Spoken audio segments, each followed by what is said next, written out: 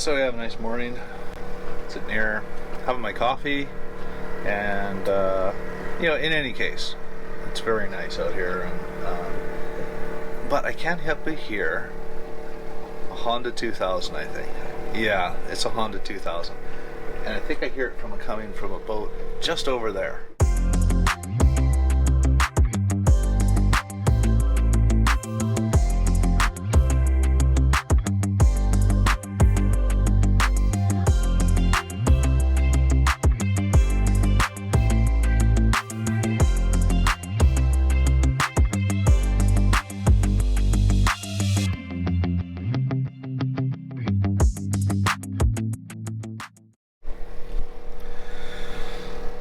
So I have a nice morning, sitting here having my coffee, and in any case, it's very nice out here, but I can't help but hear a Honda 2000, I think. Yeah, it's a Honda 2000, and I think I hear it coming from a boat just over there.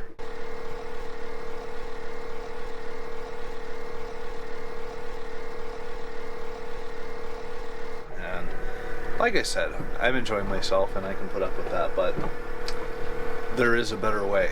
We know there's a better way because we are exercising that better way on this boat, and it's called solar power.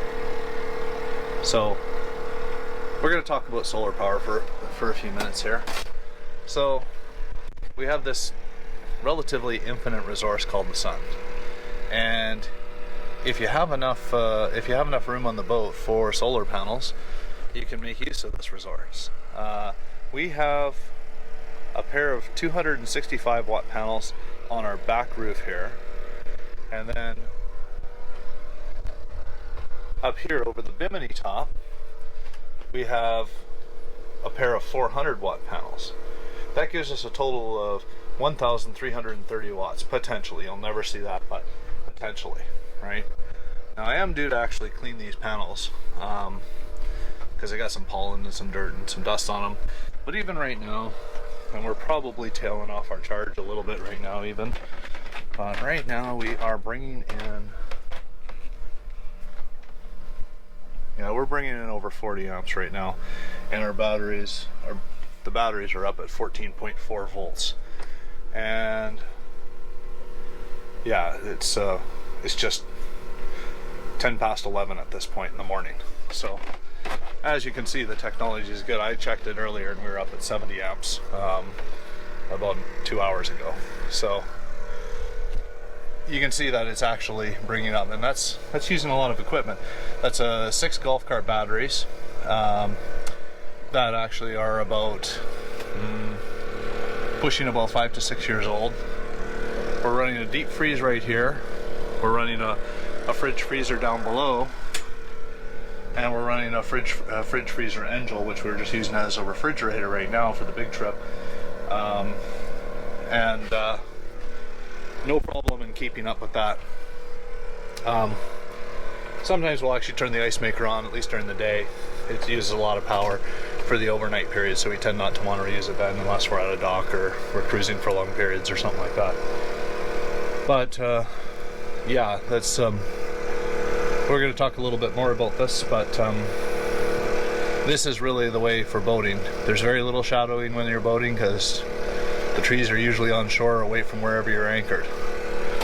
But if you can hear that sound of a generator, especially those little gas ones that I can tell when he turns on his hot water tank because the revs go right to the top, and or at least it gets louder. But we have a generator on this boat. Other than winter time, almost don't use it. We have to try and there's a magnetic portion in the generator portion that'll actually go bad if you don't use it enough, and I think that's what we're most concerned about with that generator. It runs great, 8,000 watts, and it's diesel, but we don't actually use it in the summer at all.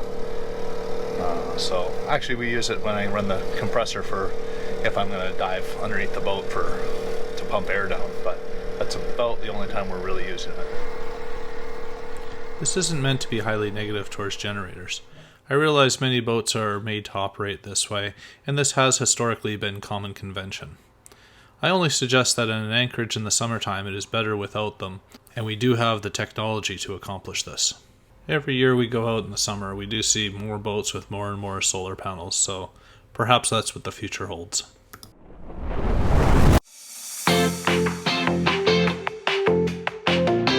Okay, we just pulled up the anchor from Squirrel, and we were just leaving Squirrel Cove now.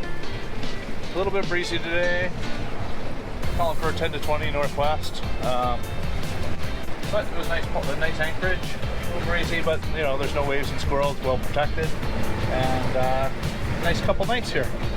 I think we're going to be moving on to one of the what's referred to as downtown Desolation Sound, which is called Prideaux Haven. So probably be a couple hours cruise up there, and we'll see how that goes. All right, we just passed Refuge Cove. Right now we are coming in between West Redonda and the Martin Islands right here. Really popular kayaking spot. So we're gonna come through this pass here, and then we're going to go up Humphrey Channel and make our way up to Prideaux.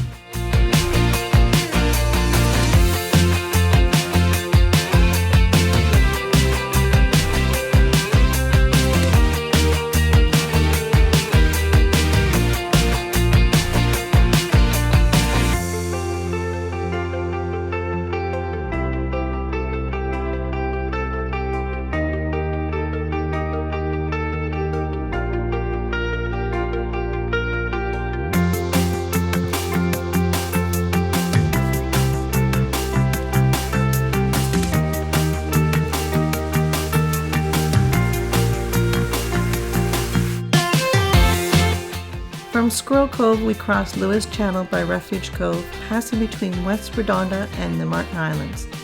We continue along Humphrey Channel, onward to Prideaux Haven, which is located in Desolation Sound Marine Park.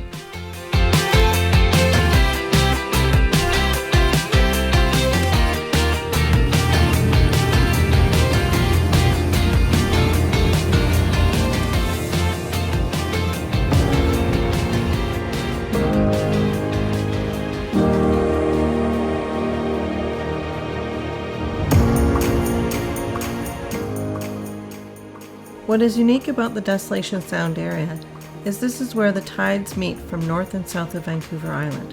The meeting point of these tides preserves the layers in the water column, allowing the upper layers to warm up in the summer months. Although windy conditions can happen at any time, summers are usually calm. These conditions result in a summertime microclimate exclusive to this area. Surface water temperatures in summertime commonly range from the low to mid 70s to the low 80s. This area has such a rich history, and for over 100 years people have been vacationing to the Desolation Sound area to experience what Desolation has to offer.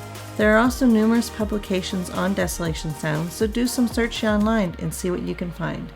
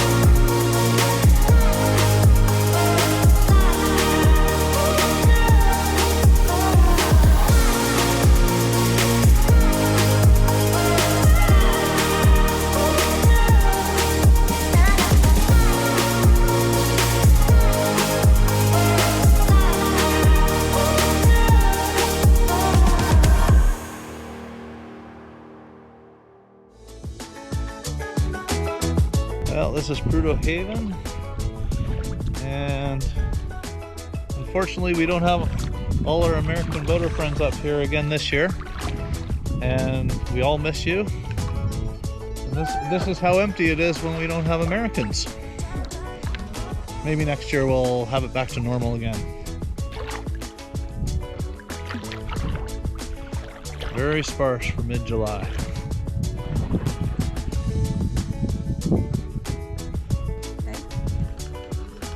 Okay. she's gonna roll around on the bow like she usually does.